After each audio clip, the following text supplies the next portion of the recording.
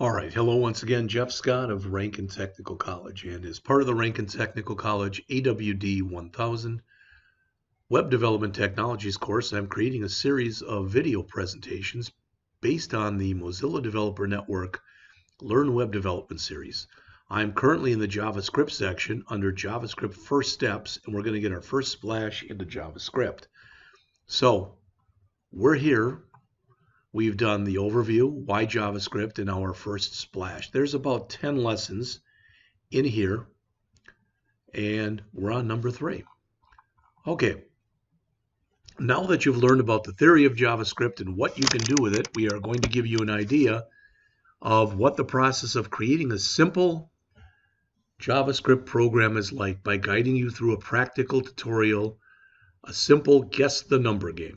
Okay, in fact, I oftentimes have my students do this program at or near the beginning of the semester. We want to set really clear expectations here.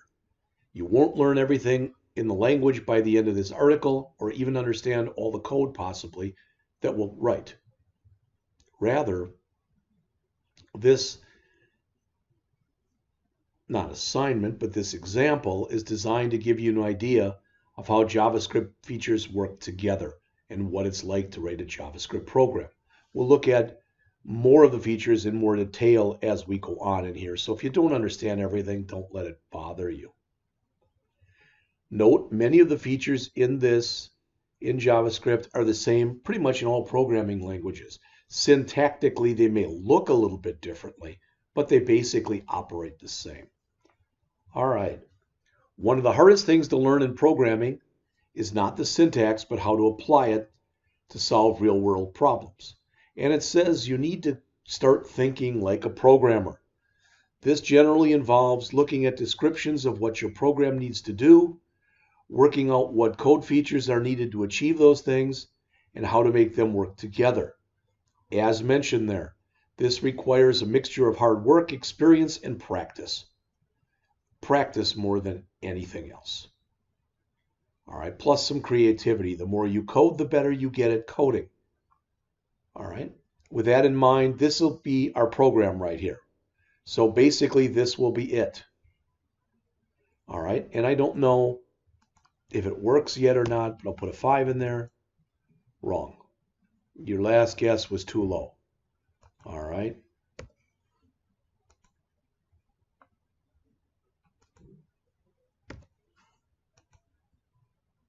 Well, better be 10. All right, so start a new game. All right, again, it was too low.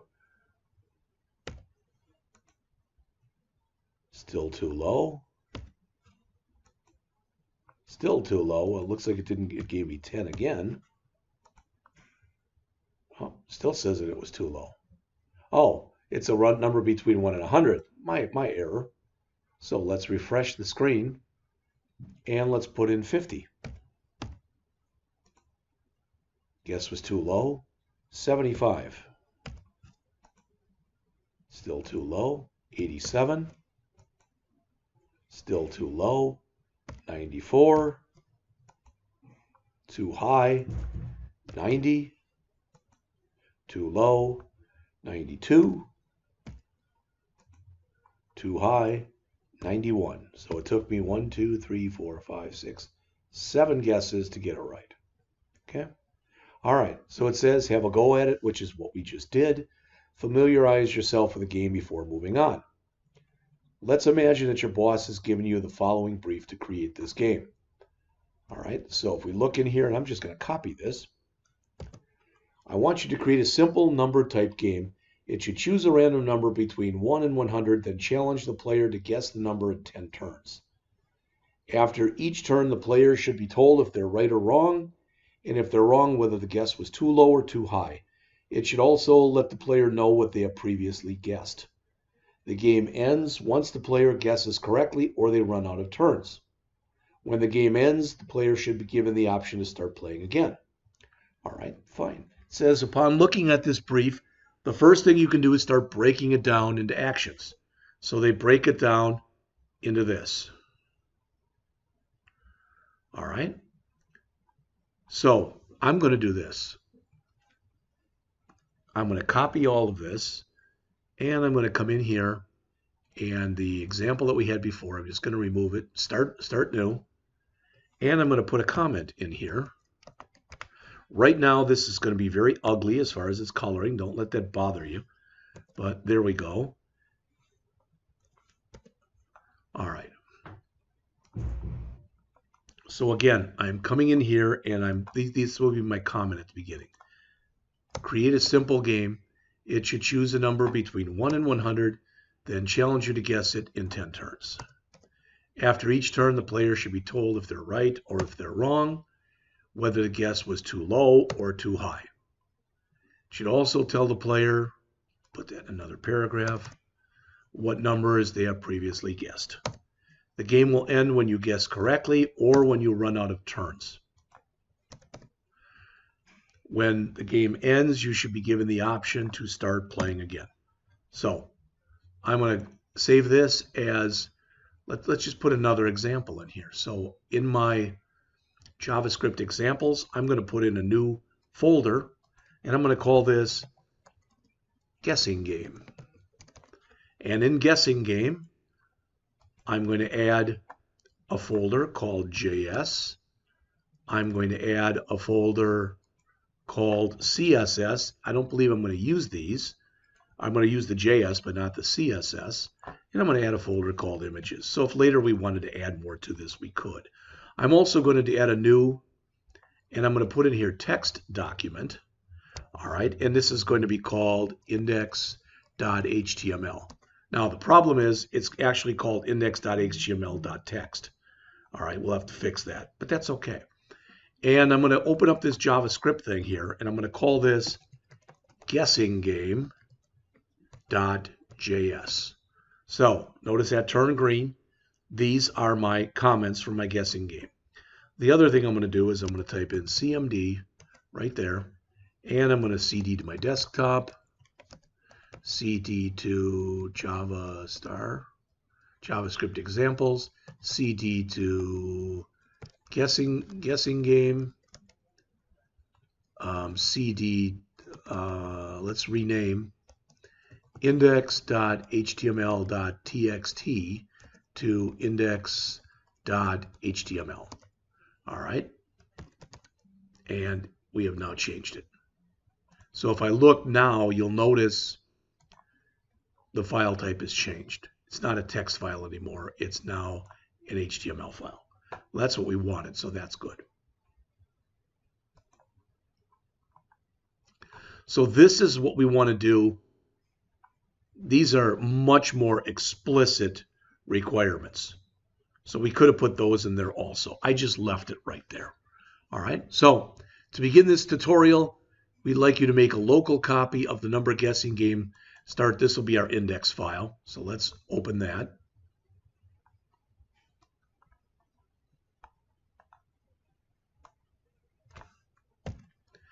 So again, that will be what we end up putting into here. Oh, I don't want it in that one, I'm sorry. We want it in the one that's called guessing game. So that one, that's this one. It should be empty. Boom. And there it is. All right, so let's save. And let's run this to see right now what it looks like. So there it is. But if we put anything in here, nothing happens. All right. So let me get rid of this, and this is where we are. Okay.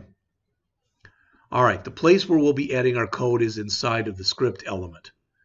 All right, let's try to develop good habits from the get-go. And what I mean is, rather than putting our code in there, which you can do, we're instead going to do this. All right, where we've got this, put your JavaScript code here. We're going to change this, and we're going to put in source equals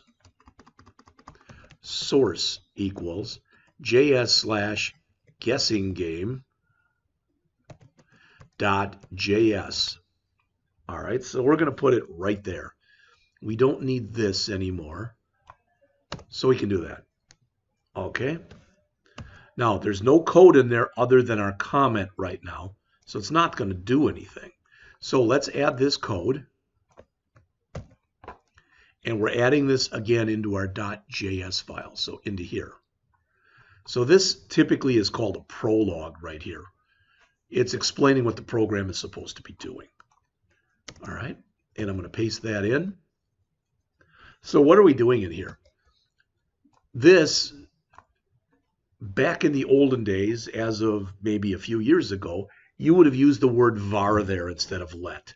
I don't want to get into a discussion right now of var versus let, but this is allowing us to create a variable called random number.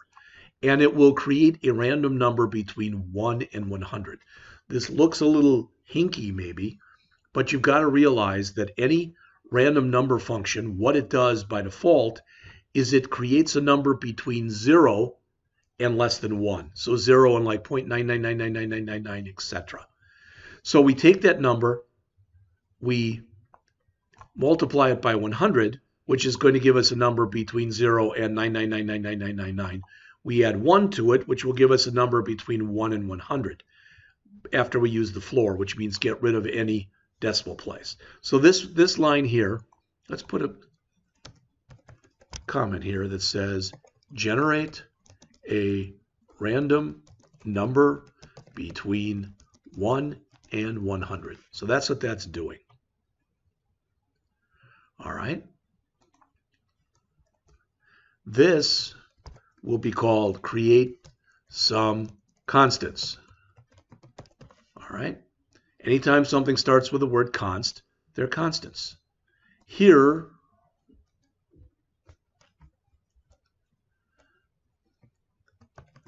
create variable for number of guesses. And this is create variable for reset button. Now, if I run the program again, absolutely nothing is going to happen. There is no code that's in here, and I like to line my stuff up. I'm a little quirky about this. There's no code in here that is making, there's no code in here that is going to make something happen. There's no executable code, so to speak, in here yet. We'll add some more in just a second. So we're just creating a bunch of variables and constants.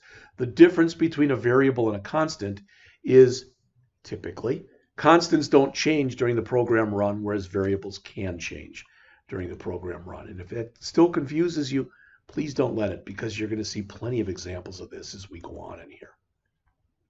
So this section of code sets up variables and constants. We need to store the data for our program. Again, variables are basically containers for values. All right.